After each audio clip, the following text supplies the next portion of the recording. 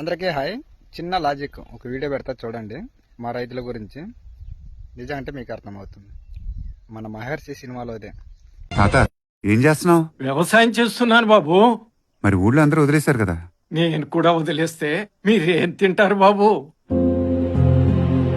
ఒకడు తినాలంటే ఇంకొకడు పండించాలి కదా. పండించేవాడు తగ్గిపోతున్నాడు, తినేవాళ్లు పెరిగిపోతున్నారు. అందుకే మార్కెట్లో ధరలతో పాటు కల్తీ కూడా పెరిగిపోతుంది.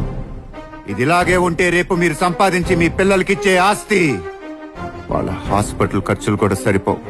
భూమి విలువ పెరిగిపోతుంది, రైతు విలువ తగ్గిపోతుంది. భూమి విలువ పెరిగిపోతుందని మనం బిల్డింగ్లు కట్టుకుంటూ పోతే మనం ఏం తిని బతుకుతాం? మా రైతుల గురించి నేను చేస్తున్న వీడియోలు, నేను చేస్తున్న పని ప్రతి ఒక్కరికి తెలిసాలని కోరుకుంటున్నాను. నేనైతే ఇంకా ఏం చెప్పలేను, మీరే చెప్పచ్చు కామెంట్ రూపంలో.